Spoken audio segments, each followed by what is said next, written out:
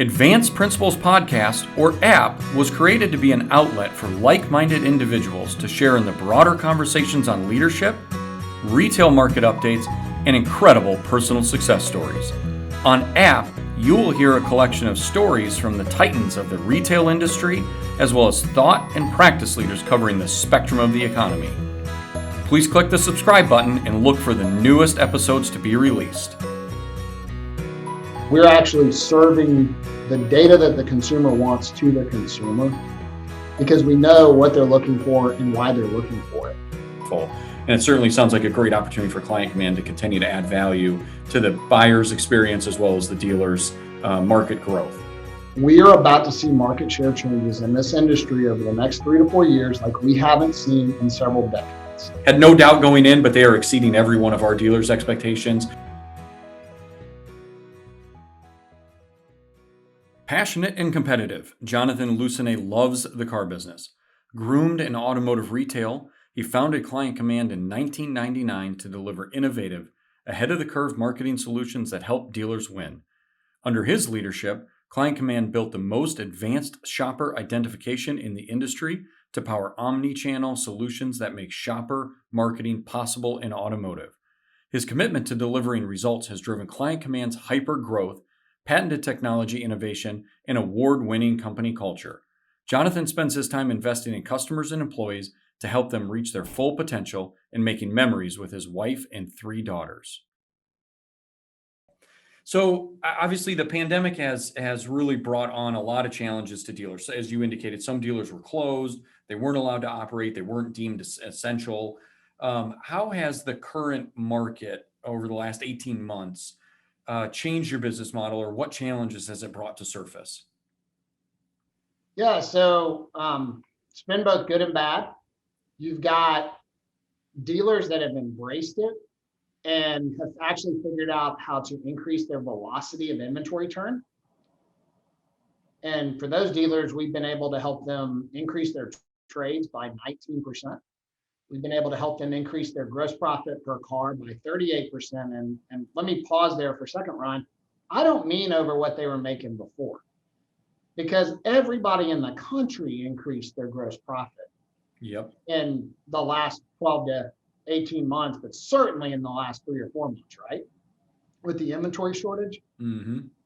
I mean, when Client Command is influencing a sale on behalf of a dealer today, this month, those sales are grossing 38% more than the sales that aren't influenced by Client Command. Wow. So that's a huge number when you think about, hey, the only way I can actually make more money now because I'm making record gross profit is to find a way to either make more gross profit or to get more inventory so I can sell more cars.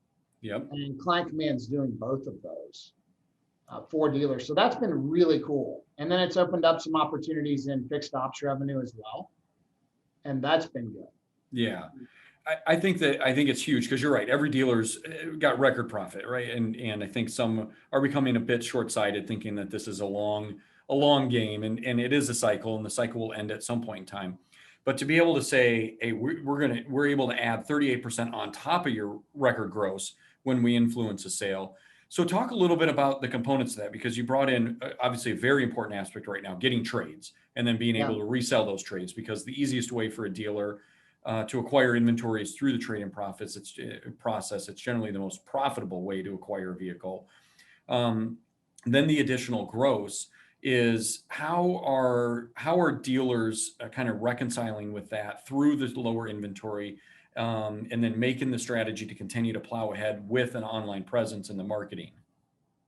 Yeah, so if you're a dealer and you have a partner that's just going out and trolling for somebody in the market, they're not going to have any problem finding somebody in the market. Our active shopper network, which is proprietary to Client Command, but keeps a score on every American in terms of likelihood to buy. The number of customers likely to buy in the United States has increased 178% since January. Wow. It's insane. There are people out there everywhere. But does your partner actually know what they're currently driving, whether or not they would trade that, why they want a new car, and what kind of car they want. And can they connect that with your inventory, your dealership right now? If they can do that in real time, then that adds to your ability to actually get a good trade. It adds to your ability as a dealer then to go a step further and say, okay, I can increase my inventory by accessing these trades, which will increase my turn time, right? Because I'm turning them, I'm connecting them to a new customer. You're bringing in a car to trade, and the minute you trade it, I've got somebody else lined up. That's a great thing.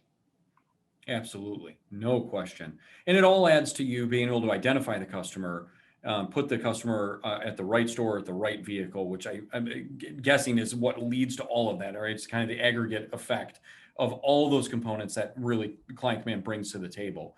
So I would also imagine that, we had, spits and spats of digital retailing prior to the pandemic. It really took off. I think a lot of customers have returned to brick and mortar stores for a sense of community, but at some point it's going to level off where you're right. There's going to be no less digital retailing. It's not going to take over the world tomorrow, but it is a growing market segment. And how does that at-home buyer, how should the at-home buyer mentality influence a dealer's marketing decisions? So I think you hit on a couple things right there, Ron. Can we break them apart? Yeah, absolutely. The first is, there's dealers that kind of think it's going to continue the way it has been. And to a degree, I think they're right. And to a degree, I think there's hey, wait a second, it's going to be different tomorrow. The only thing that's constant is change. Mm-hmm. Change is coming, right? Of some shape, form, or fashion. The question is, what change is coming? And I would not be a purveyor of doom for dealerships. I think that dealers are going to be in great stead for a while. But there's going to be a difference in dealers that take this opportunity to really engage with consumers and change their market presence, and dealers that sit back and think that the dealership we had in 2019 is going to be the dealership we have in 2 years or 3 years. Mm-hmm. It's going to be different. You're right. Customers are coming back, which is sort of your second point of like, hey, they're coming back. What will it look like in the future? Consumers know now I can go look for inventory on third-party sites, but I can also go to Google and Facebook, which are pushing those inventory way better than they ever have before. Yep. And so now I've got a whole bunch of places I can go. Notice I didn't say the dealer's website. They actually end up at the dealer's website last. It's at the end of the journey. And if you think about the change in the way consumers are going to buy cars, it's going to be, what car do I want? Who has it for the price that I want it for? It's not going to be, hey, Ricky at my local dealer has served me so well, and I need a new car for my daughter. So let me call Ricky and ask him to go do some research for me. In the time it would take me to call Ricky, I can pick up my phone and I can go do the research myself. Yep, so right? True. And I'm not calling Ricky. And as much as I love Ricky, at the end of the day, now I know what car I'm looking at. Well, if our dealers don't have a way to connect with that consumer and say, hey, I know they're shopping right now, and let me serve them my inventory, it's going to be a problem. Yeah. And if they do, if they say, not only will I serve them my inventory, but I'm going to serve them content that's relevant to their dominant buying motive. In the case of, I use the example of myself shopping for my daughter because you happen to know I am shopping for my daughter. Yep. I've got a 15-year-old daughter and I'm looking for a car for her. And safety is my dominant buying motive. I do not care if she even likes the car. It could be pink polka dot for all I care. If it's safe, that's what I care about. You would not believe how difficult it is to actually go get that data. And I've talked to dealers, I've talked to OEMs. I mean, I happen to be in a fortunate position to know a few people in this industry. Yeah. And it's hard to get comparative data. Well, if a dealer can serve the consumer the data they want, oh my gosh, do they have a leg up?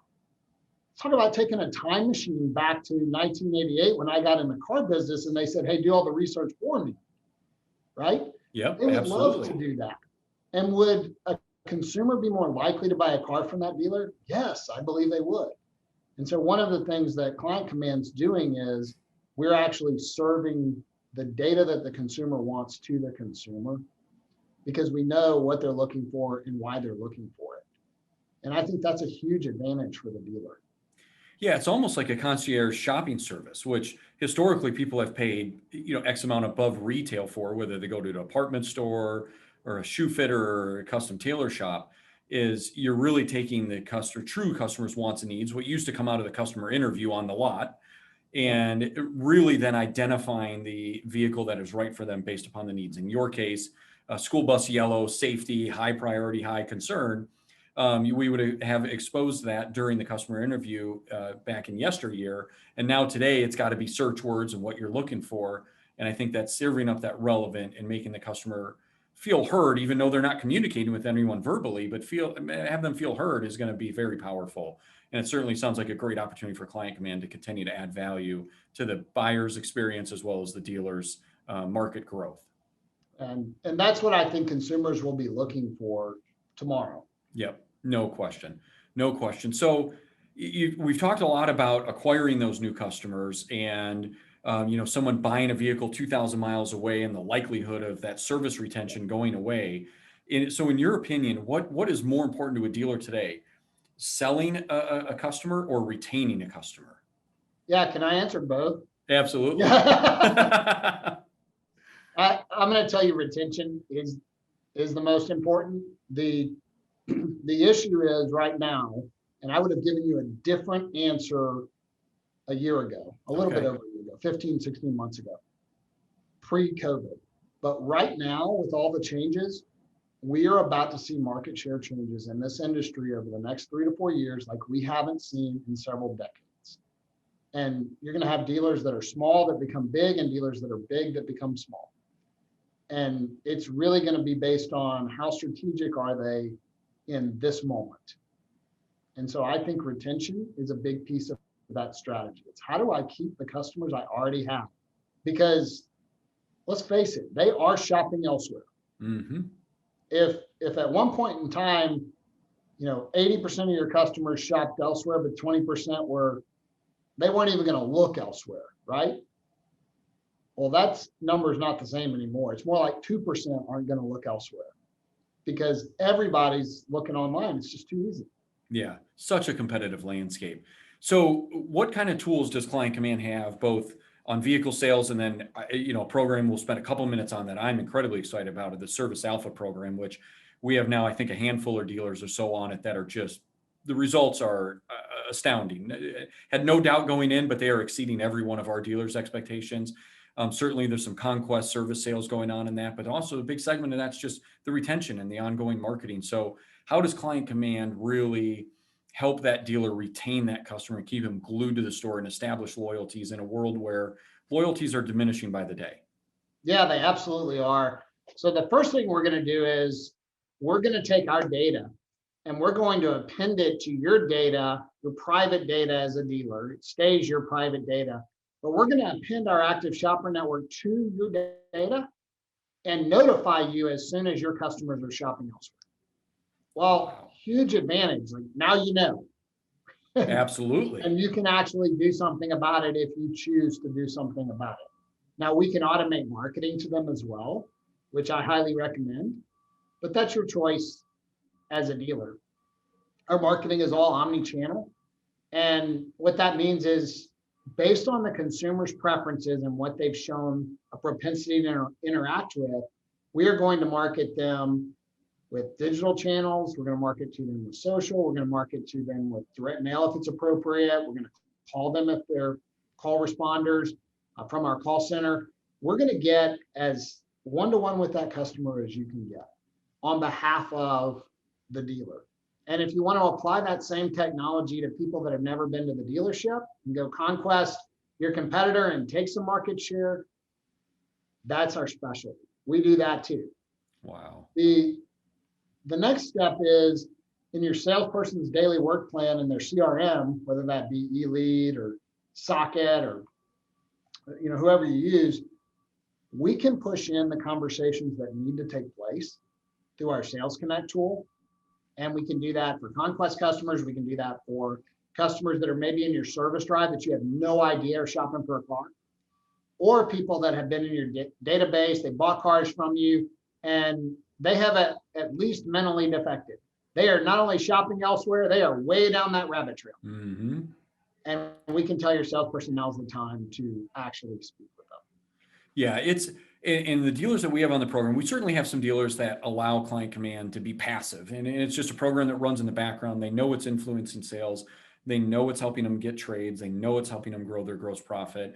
But they're good. They're good just with it running in the background and pushing out the ads. And then we have other dealers where we work with the Client Command dealer ambassadors and the store personnel, where we are every day in that system, every day working the CRM, every day working the daily active shopper cards.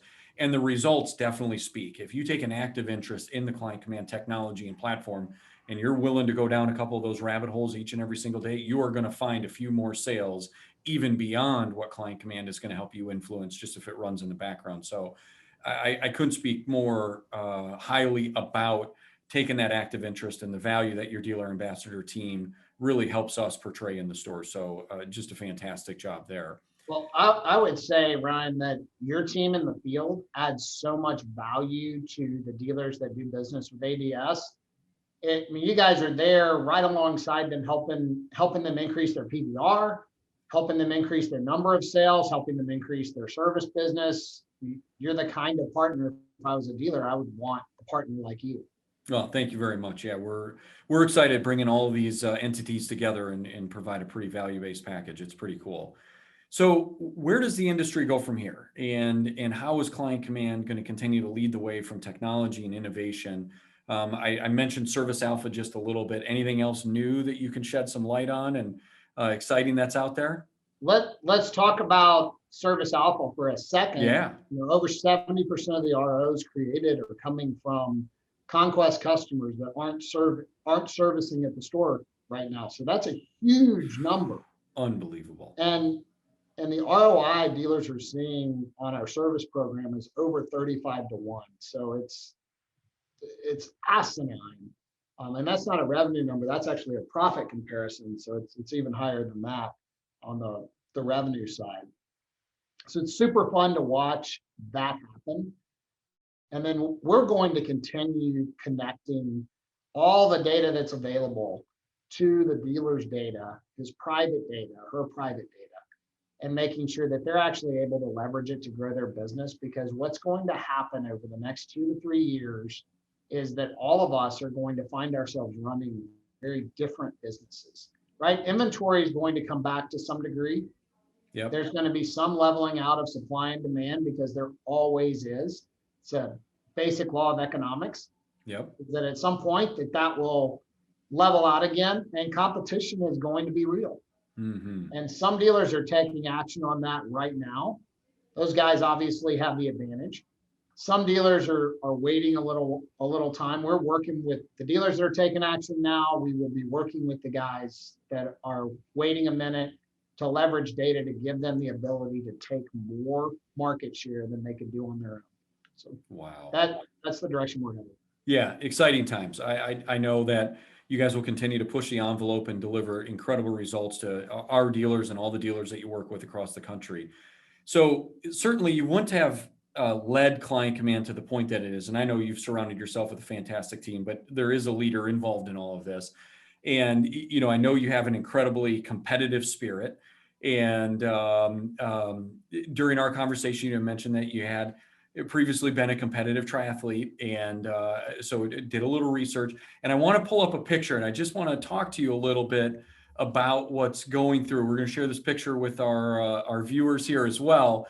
Is at this moment, what's going through your mind? Tell us kind of where that is, what's happening, and what is that expression telling us?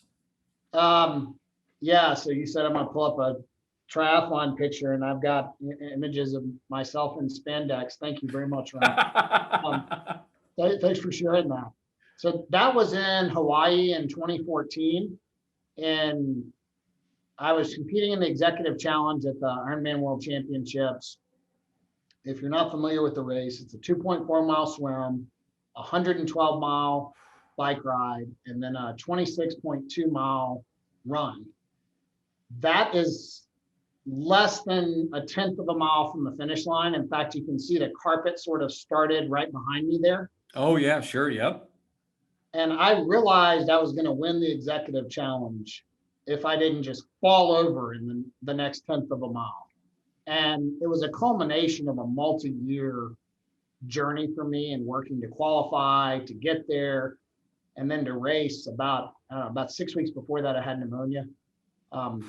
And I was really, really, really struggling to breathe over the last several miles of that run.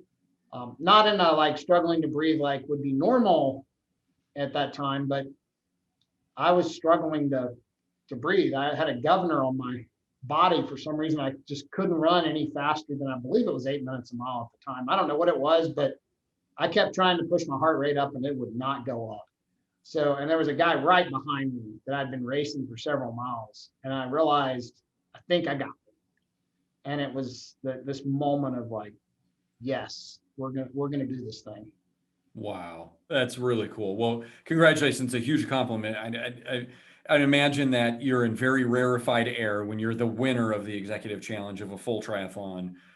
So a huge accomplishment. I know it had to take hours and hours and months and years of training and dedication and discipline to do that on top of growing a company and continuing to build upon the culture and exceed dealers' expectations. So extraordinary efforts and obviously result as well. So that's awesome. Thanks, Ron. Yeah.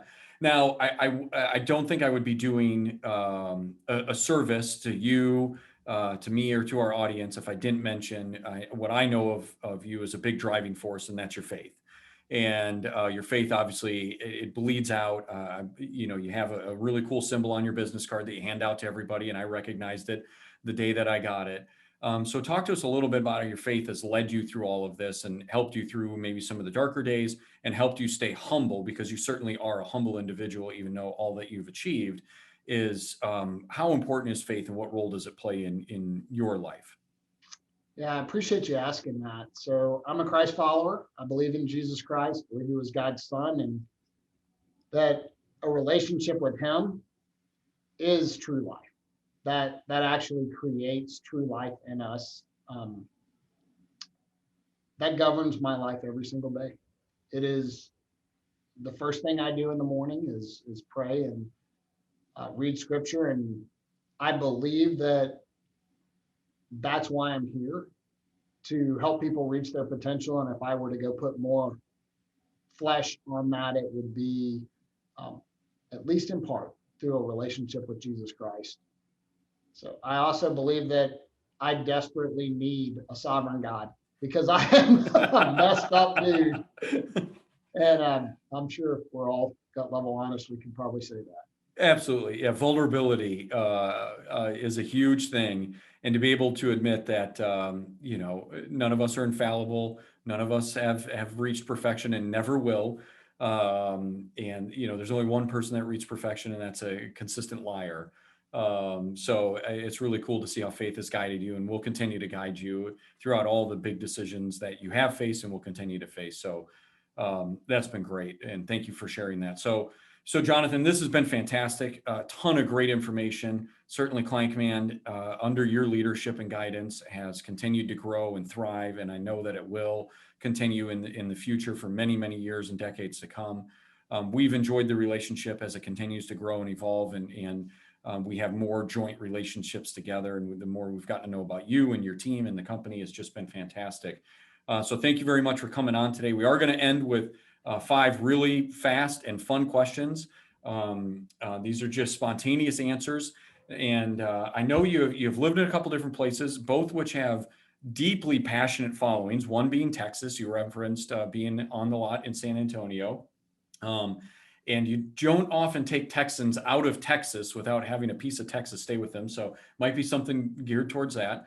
And now you're in Georgia, and Georgia obviously has a lot of true Southern roots and what their establishment is. So some of those questions might go from there. Are you ready for the Fast 5? Go. Perfect.